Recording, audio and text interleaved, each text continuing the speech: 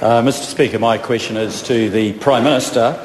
What minister, if any, has responsibility for issues related to overcrowding in downtown Auckland and transport issues at last Friday's Rugby World Cup opening? The Right Honourable Prime Minister. Mr Speaker, can I start by saying the Rugby World Cup got underway on Friday night with a spectacular opening ceremony that I enjoyed at the game alongside with the Leader of the Opposition, actually. Very good. Now answer the question. Order.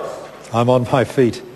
I'm sure many people may feel exactly that, but the question asked which minister, if any, has responsibility for certain issues, and the question should be answered. The Right Honourable Prime Minister. I was getting there, Mr Speaker. Let me say this then. There were problems with both the public transport network and the sheer volume of people who wish to be at the waterfront. On that basis, the ministers who have responsibility for working with the Auckland authorities to ensure we do not see a repeat of those issues are the Minister for the Rugby World Cup and the Minister of Transport. Mr Speaker, Honourable Leader of the Opposition. Since the Prime Minister, as he's just indicated, is very keen for the government to claim credit for any success of the Rugby World Cup, why is it that the Minister in charge of the Rugby World Cup will turn up for photo opportunities but refused to front when it came to being held to account for the bad failures that occurred with transport and the dangerous situation on the waterfront? The Right Honourable Prime Minister. Mr Speaker, far from that. The Minister responsible for the Rugby World Cup was down at the waterfront late on Friday night. He fronted on the Nation on Saturday morning. And Mr Speaker, we're in what's called question time, and I don't see one single question from the opposition to the Minister responsible for the Rugby World Cup. The Honourable Leader of the Opposition. Mr Speaker, Order. Prime Minister was the one claiming the credit. Order. So he's being held responsible. Now, order. The Leader of the Opposition knows he can't do that, and there was too much noise from the government front bench as well. We'll settle down. The Honourable Leader of the Opposition. Mr Speaker, when the Minister in charge of the Rugby World Cup promised on TV3 on the 2nd of June in relation to the transport arrangements in Auckland that, quote, "we intend to make sure that we are ahead of the game," end quote, what steps did he actually take to ensure that would be the case? The Right Honourable Prime Minister. Mr Speaker, literally hundreds of meetings have taken place in the course of the last 2 or 3 years. The delivery agent for transport services in Auckland is the Auckland Transport Authority.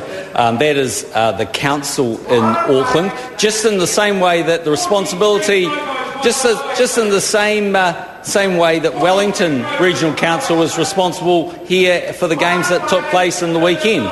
What did happen on Friday night in Auckland was it was a spectacular success. There were more people than anticipated on the network, and that does cause some problems for which we have some regret.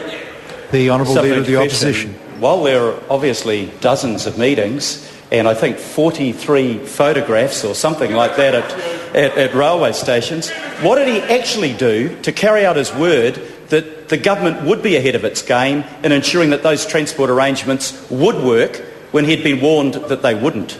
The Right Honourable Prime Minister. Mr Speaker, for a start off, I think it's important to understand the responsibility for them working is the Auckland Transport Authority.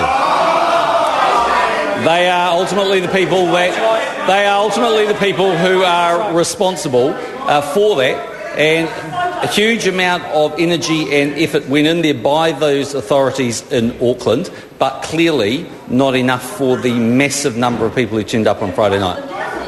The Honourable Leader of the Opposition. Mr Speaker, when Stephen Joyce gave an assurance 20 months ago that the transport system would be okay, when he'd just received a report saying this is something that we've never coped with before and there are real problems with it, and when he again 3 months ago said he was confident that contingency plans were in place to make sure it would work, what responsibility does he bear for the situation of the failure of that transport system? The Right Honourable Prime Minister. Mr Speaker, for a start off, if the member's referring to the ARTA report from about 20 months ago, every single one of those recommendations, as I understand, have been implemented. So the first thing, he certainly takes responsibility for ensuring that that work was carried out, and it was carried out. In terms of the network, actually, the network worked actually on Friday night in terms of there were no mechanical failures.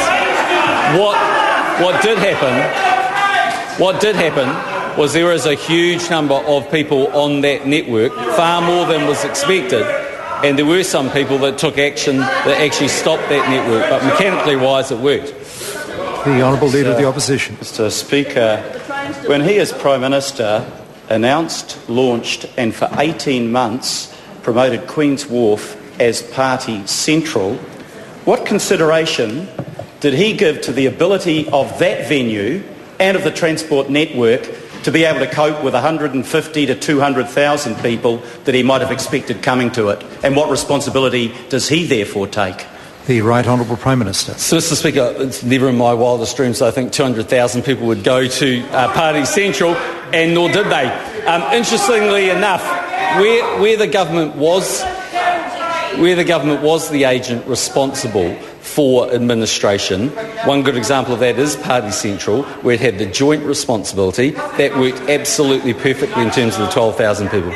The Honourable Leader of the Opposition. Why was it never in the Prime Minister's wildest dreams that he could expect numbers like that when you had, first of all, the hype and excitement around the opening of the Rugby World Cup, secondly, a spectacular fireworks display, and thirdly, a concert planned for the wharf? When those sort of things have attracted several 100,000 people to the Domain at Christmas time, why didn't he have any foresight in that matter? And does he therefore accept any responsibility for the overloading of the transport network and the chaos that ensued downtown?